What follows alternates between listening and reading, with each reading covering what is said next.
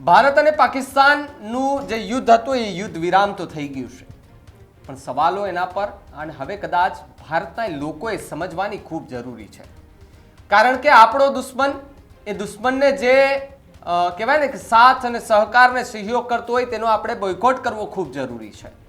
કારણ કે પાકિસ્તાન જ્યારે ભારત પર હુમલા કરી રહ્યું હતું ડ્રોનથી, મિસાઇલોથી, ત્યારે એમને ચીન, ચાઇના અને તુર્કી, અઝરબૈજાન આ બધા જ જે શહેરો છે તે પાકિસ્તાનને સપોર્ટ કરતા હતા.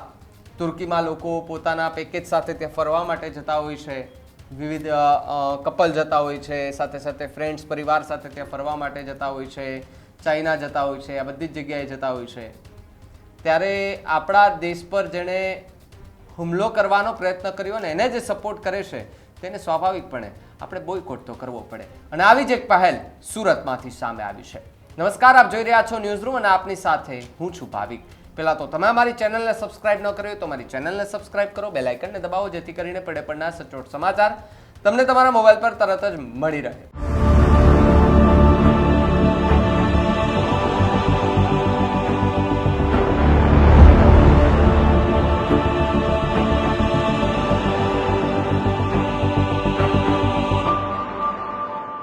ભારત પાકિસ્તાન યુદ્ધ વચ્ચે પાકિસ્તાન અને આતંકવાદને પ્રોત્સાહન આપનાર તુર્કી સહિત અઝરબૈજાનના ટૂર પેકેજને સુરતના અનેક ટૂર સંચાલકોએ બોયકોટ કરવાનો નિર્ણય લીધો છે. અને આ નિર્ણય સાથે હું પણ સહમત છું, એક ભારતીય તરીકે, એક રાષ્ટ્રપ્રેમ તરીકે. કારણ કે મારા દેશને કે જે નુકસાન પહોંચાડવા માંગે છે ને એને જે લોકો સપોર્ટ કરે છે તેનો સ્વાભાવિકપણે આપણે બોયકોટ કરવો ખૂબ જરૂરી છે. કારણ કે કયા સ્થિતિ અને એવી સ્થિતિ પેદા કરવા માટે મજબૂર થયા હતા જેણે ભારત પર હુમલો કર્યો અને એને સપોર્ટ કરવા માટે આતંકવાદને, સૌથી મોટો સવાલ એ કે આતંકવાદને તુર્કી અને અઝરબૈજાન સપોર્ટ કરે છે. હવે આપણે જાગવાની જરૂર છે. આપણે ખાસ કરીને એ ચાઇનાના માલ વાપરવાની જરૂર નથી, કારણ કે એના પર બોયકોટ કરો, એ માલ જ નથી જોતો. એ વસ્તુ આપણે ભારતમાં મળે છે, ભારતીય બનાવટી આપણે વાપરવી નથી. આપણે ચાઇનાનો સસ્તો મળે છે, આપણે માલ લઈએ છે. 2-5 પૈસા આપણા લોકો કમાય તો એમાં આપણને એવું થાય કે ભાઈ 2-5 પૈસા મોંઘું છે, ચાઇનાનો સસ્તો આવે તો લઈ લઈએ. પણ હવે આપણે એ 2-5 પૈસા સાઈડમાં મૂકીએ ને આપણા લોકોની કમાણી કઈ રીતે થાય ને ભારતનો પૈસો ભારતમાં કઈ રીતે રહે એના પર વિચાર કરવો ખૂબ જરૂરી છે. કારણ કે ચાઇનાવાળા અહીંયા સસ્તું લઈ આવે ને પૈસા આપણે ત્યાં લઈ જાય. અને કહેવત છે, ચલે તો ચાંદ તક વરના રાત તક. આ ચાઇના જેવી વસ્તુ છે. ભારતની ઉપર જે હુમલો કરવામાં આવ્યો અને ભારત અને પાકિસ્તાન વચ્ચેની જે તણાવની સ્થિતિ હતી તેને લઈને હવે travel agent association of Indian દ્વારા તુર્કી અને અઝરબૈજાનના બંને દેશોને બોયકોટ કરવામાં આવ્યા છે.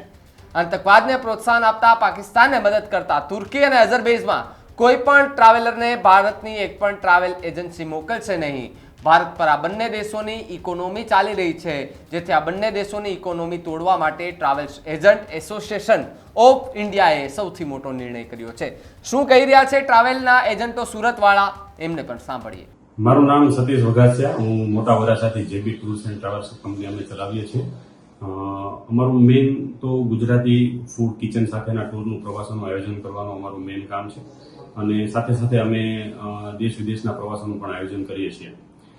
ખાસ કરીને જ્યારે વાત છે અત્યારે ભારત પાકિસ્તાન વોરની, તો આવા સમયમાં અને આવા સંજોગોમાં રાષ્ટ્ર પ્રથમ સમજીને દેશના હિતમાં અને દેશના સપોર્ટમાં અમે કાર્ય કરવું એ હરેક નાગરિકની એક ફરજ છે. તો આના સપોર્ટમાં અમે પણ એઝ અ ટ્રાવેલ એજન્ટ અમે લોકોને સપોર્ટ કરીએ છીએ, દેશને સપોર્ટ કરીએ છીએ કે જે લોકોના ઓલરેડી પ્લાન થઈ ગયા હતા એમના કેન્સલેશન અને ડાયવર્ટેશનમાં અમે સહયોગ કરીએ છીએ. અને જે નવી ઇન્ક્વાયરીઝ આવે છે એમને પણ અમે એવું સમજાવીએ છીએ કે જે ખુલીને દુશ્મન દેશના સપોર્ટમાં જ્યારે આવ્યા છે, તુર્કી, અઝરબૈજાનની જ્યારે વાત છે, તો અમે એ દેશને અવોઇડ કરીએ છીએ, એમને બોયકોટ કરીએ છીએ. અને એના ઓપ્શન્સમાં દુબઈ, સિંગાપોર, મલેશિયા, થાઈલેન્ડ, બાલી વગેરેના અમે ઓપ્શન્સ આપીએ છીએ. સર, કેટલા પ્રમાણમાં કેન્સલ થયા છે? કેટલા પહેલા જતા હતા, કેટલા લોકો અંદાજિત અત્યારે કઈ રીતનો આંકડો સામે? ઓન એન એવરેજ હું તમને વાત કરું તો વર્ષના લગભગ 2-3 લાખ લોકો તો કમસે કમ અહીંયાથી લોકો ટ્રાવેલ કરતા હશે. અને ખાસ કરીને જ્યારે ઉનાળુ વેકેશનની વાત છે તો અત્યારે મેક્સિમમ લોકોનો પ્રવાસ હોય છે અત્યારે એ સમયમાં, અને લગભગ લોકો કેન્સલેશન મોડમાં છે. તમારો આ નિર્ણય કે શું કારણ? નહીં, એનું કારણ તો કોઈ નથી. બસ એક રાષ્ટ્રભાવના અને જે બાળપણથી આપણા સંસ્કારો અને જે સંસ્કૃતિ આપણે ચાલ્યા આવ્યા છીએ તો એ વસ્તુને માનીને રાષ્ટ્ર પ્રથમના નારા સાથે અમારો આ સ્વેચ્છાય નિર્ણય છે. હા, એટલું જ કેવું છે કે જે આપણી પાકિસ્તાન જે કન્ટ્રી છે જેની સાથે જે અત્યારે માહોલ છે, તો જે પાકિસ્તાન કન્ટ્રીને જે સપોર્ટ કરતા હોય એ દેશના પ્રવાસ આપણે ના કરવા જોઈએ.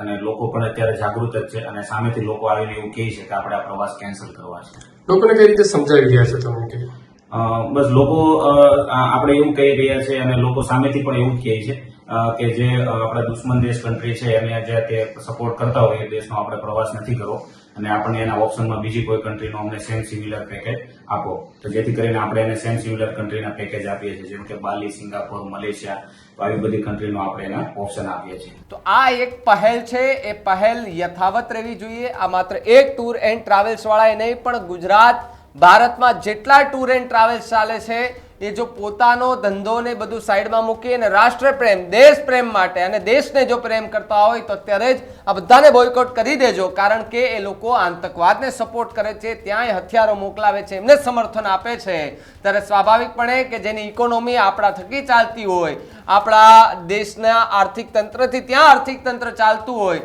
તો એવા દેશોને તોડી પાડવા માટે ભારતે હવે મક્કમ બનવું પડશે, સક્ષમ બનવું પડશે. જો કે ભારતના લોકોને કહેવું નથી પડતું, કારણ કે એ દુશ્મન જ હોય છે અને દુશ્મનને જો કોઈ સપોર્ટ કરે તો એ પણ આપણો સૌથી મોટો દુશ્મન કહેવામાં આવે છે. ત્યારે તુર્કી અને અઝરબૈજાન, અને સ્વાભાવિકપણે કે જ્યારે તુર્કીમાં ભૂકંપ આવ્યો હતો ત્યારે સૌથી પહેલા ભારતે ત્યાં મદદ કરી હતી.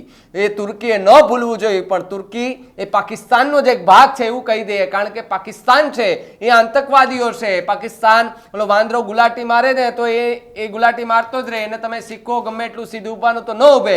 એ જ રીતે અઝરબૈજાન અને તુર્કીમાં પણ એવું છે.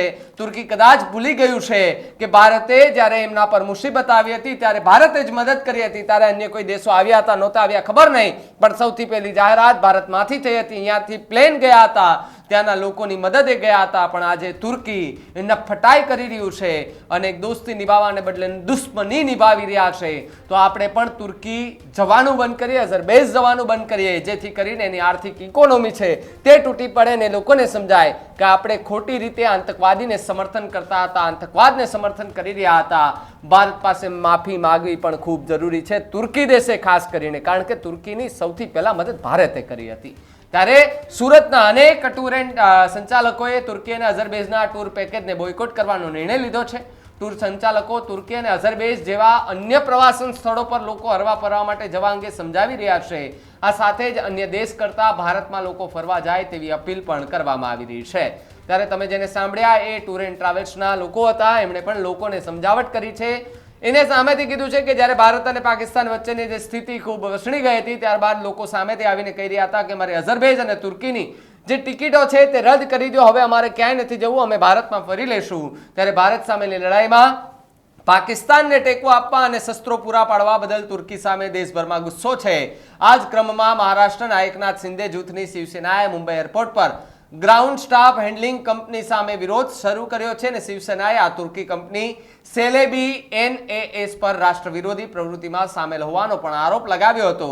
આ કંપની મુંબઈ એરપોર્ટ પર ગ્રાઉન્ડ સ્ટાફ હેન્ડલિંગનું કામ કરે છે. આ કંપની ખાસ કરીને નાની એરલાઇન્સ માટે કામ કરે છે. તેમની પાસે પોતાનો ગ્રાઉન્ડ સ્ટાફ નથી. તેમાં અકાશા એરલાઇન્સ, ટર્કીશ એરલાઇન્સ અને ઘણી અન્ય વિદેશી એરલાઇન્સનો સમાવેશ થાય છે. આ કંપની વિરુદ્ધ આંદોલન કરી રહેલા શિવસેનાના ધારાસભ્યો અને અન્ય નેતાઓનું કહેવું છે કે ઓપરેશન સિંદૂર વિરુદ્ધ તુર્કીએ ખુલ્લેઆમ પાકિસ્તાનને ટેકો આપ્યો છે, એ માટે થઈને અમે એમને વિરોધ કરી રહ્યા છે. અને આવી સ્થિતિમાં આ દેશ હવે ભારતનો દુશ્મન દેશ બની ગયો છે. ને આવા દુશ્મન દેશની કંપનીને દેશની આર્થિક રાજધાની મુંબઈમાં બંને એરપોર્ટ પર કામ આપી ન શકાય. કંપની ગ્રાઉન્ડ સ્ટાફનું સંચાલન કરે ગમે તે હોય. આ ટર્કીશ કંપની અહીં ઘણી એરલાઇન્સ માટે ગ્રાઉન્ડ સ્ટાફ હેન્ડલિંગનું કામ કરે છે. આ કોઈ પણ સંજોગોમાં રાષ્ટ્રીય હિતમાં નથી. શિવસેનાના મતે તેમની માનસિકતા પાકિસ્તાની છે અને આ એક ભ્રામક વૃત્તિ છે. આ કંપની ભવિષ્યમાં ગમે ત્યારે મુંબઈ એરપોર્ટ પર મોટી ઘટનાને અંજામ આપી શકે છે. આ દલીલો સાથે શિવસેનાએ કંપનીના કોન્ટ્રાક્ટ રદ કરીને તેને ભારતીય કંપનીને આપવાની માંગ કરી છે. શિવસેનાના નેતાઓ બપોરે 12 વાગ્યાથી મુંબઈના છત્રપતિ શિવાજી મહારાજ આંતરરાષ્ટ્રીય એરપોર્ટ ટર્મિનલ 1 પર વિરોધ પ્રદર્શન સતત કરી રહ્યા છે. ત્યારે સ્વાભાવિકપણે ન્યૂઝ રૂમ આપને અપીલ કરે છે, હું અપીલ કરું છું કે તુર્કી અને એ ચાઇના, અઝરબૈજાનના એ પ્રવાસો ટાળીએ. કારણ કે આપણી ઇકોનોમીથી ત્યાંનું આર્થિક તંત્ર ચાલે છે. આપણે ફરવાનું ટાળી દેશું તો એ માય કાંગલા બની જશે, કંગાલ થઈ જશે.